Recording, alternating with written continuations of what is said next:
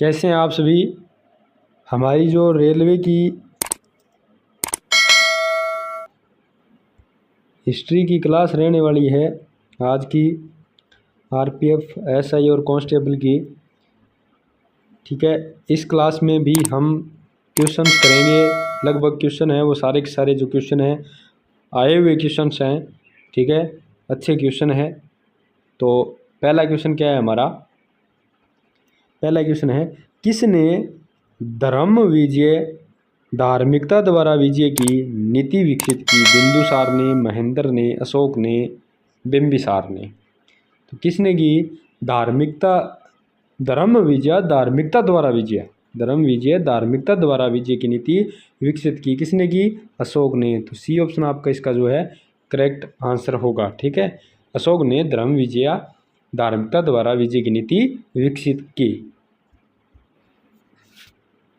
और अशोक का जो जन्म है, अशोक का जन्म कब हुआ?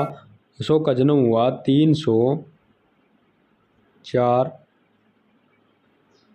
ईसा पूर्व। अशोक का जन्म 304 ईसा पूर्व हुआ पाटलिपुत्र में। कहाँ हुआ? पाटलिपुत्र में। ठीक है, पाटलिपुत्र में, मात्रा छोटी आएगी इसकी। पाटलिपुत्र में हुआ। अशोक 269 ईसा पूर्व, 269 ईसा पूर्व जो अशोक है वो मगध के सिंहासन पर बैठे, मगध सिंहासन पर बैठे, मगध के सिंहासन पर बैठे 269 ईसा पूर्व, 269 ईसा पूर्व। और अशोक की मृत्यु कब हो जाती है? 232 ईसा पूर्व। और अशोक को देवनाम प्रियदर्शी के नाम से भी जाना जाता है। किसे? अशोक को। तो ठीक है, इसका उत्तर आपका क्या हो जाएगा? अशोक। अगला क्वेश्चन,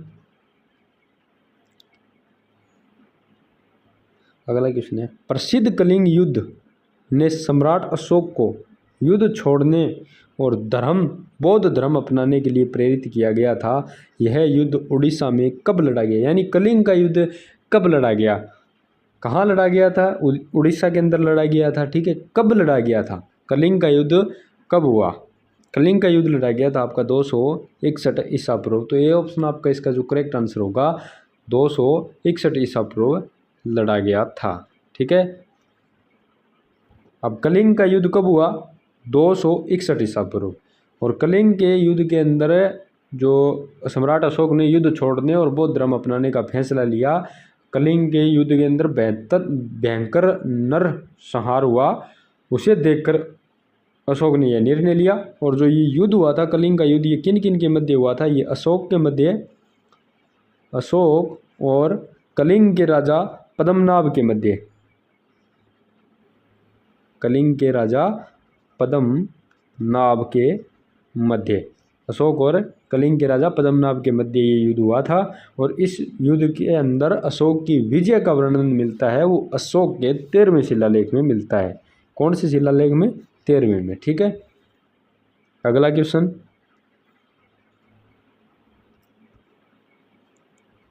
सम्राट अशोक ने पत्थर के स्तंभों और पत्थर के तख्तों पर अपने कितने आदेश उत्कीर्ण करवाकर अपने राज्य के प्रमुख स्थान में स्थापित किए ताकि लोग तदनुसार आचरण कर सके? तो यानी अशोक ने जो कितने स्तंभ और पत्थर पर जो है आदेश उत्कीर्ण किए अपने? तो 14। ठीक है, अशोक के 14 शिलालेख हैं जिनके द्वारा अशोक के समय के इतिहास की जो जानकारी है हमें प्राप्त होती है। सम्राट अशोक का जो सबसे पहले, सम्राट अशोक का शिलालेख जो सबसे पहले पढ़ा गया था वो कब पढ़ा गया था? 1837 में जेम्स प्रिंसेप द्वारा पढ़ा गया था। ठीक है, अगला क्वेश्चन,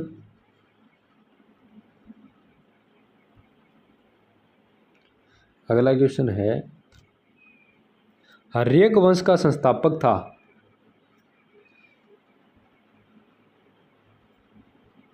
अगला क्वेश्चन क्या है? हर्यक वंश का संस्थापक कौन था? शिशुनाग था, उदयन था, बिंबिसार था या घनानंद था? हर्यक वंश का संस्थापक आपका बिंबिसार था, तो सी ऑप्शन आपका इसका जो करेक्ट आंसर होगा। हर्यक वंश का संस्थापक कौन था? बिंबिसार था। और हर्यक वंश की स्थापना मतलब किस वर्ष हुई? तो हर्यक वंश की स्थापना आपकी वो हुई थी 544 ईसा पूर्व। 544 ईसा पूर्व हर्यक वंश की स्थापना बिंबिसार द्वारा की गई। हर्यक वंश की जो राजधानी थी वो गिरिवर्ज या राजगृह थी। यानी हर्यक वंश की राजधानी की हम बात करें तो कौन सी थी? गिरिवर्ज। ठीक है, गिरिवर्ज। अगला क्वेश्चन क्या है? निम्नलिखित में से कौन सा साम्राज्य सबसे लंबी अवधि तक रहा? कौन सा साम्राज्य सबसे लंबी अवधि तक रहा? प्रतिहार रहा, या पाल रहा, सेन रहा, या राष्ट्रकूट रहा? तो सबसे लंबी अवधि तक जो साम्राज्य आपका रहा वो पाल साम्राज्य रहा। बी ऑप्शन आपका इसका जो है करेक्ट आंसर होगा। ये 8वीं से प्रतिहार साम्राज्य का शासनकाल जो है वो आपका 8वीं से 11वीं शताब्दी तक रहा था। ठीक है, पाल साम्राज्य का शासनकाल अवधि, और पाल जो साम्राज्य है उसकी शासनकाल अवधि कितनी थी? 750 से 1174 ईस्वी। और आपका जो सेन साम्राज्य है उसकी कितनी थी? सेन साम्राज्य की थी 1070 से 1230 ईस्वी। कितनी? 1070 से 1230 ईस्वी। ठीक है, और आपका जो राष्ट्रकूट है, राष्ट्रकूट साम्राज्य की जो अवधि थी वो आपकी थी 335 से 982। ठीक है, प्रतिहार की कितनी थी? 8 से 11वीं सदी। पाल की कितनी थी? 750 से 1174। और सेन की कितनी थी? 1070 से 1230 ईस्वी। और जो राष्ट्रकूट है उसकी कितनी थी? 735 से आपकी कितनी थी? 982। ठीक है,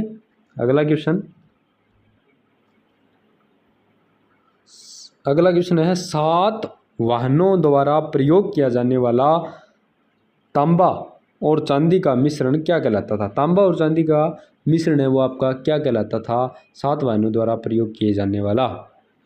तो टंका, जित्तल, पोटीन, निष्क। तो 7 वाहनों द्वारा प्रयोग किया जाने वाला तांबा और चांदी का मिश्रण है वो आपका पोटीन का कहलाता था। इसलिए आपका सी ऑप्शन इसका जो है करेक्ट आंसर होगा। ठीक है, अगला क्वेश्चन क्या है? अशोक ने धम्म के प्रचार के लिए किस नए पद का निर्माण किया? धम्म के प्रचार के लिए किस नए पद का जो आपका निर्माण किया था?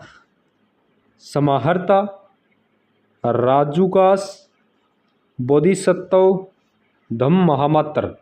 तो डी ऑप्शन आपका इसे जो करेक्ट आंसर होगा। अशोक ने धम्म महामात्र का जो है निर्माण किया धम्म के प्रचार के लिए। ठीक है, अगला क्वेश्चन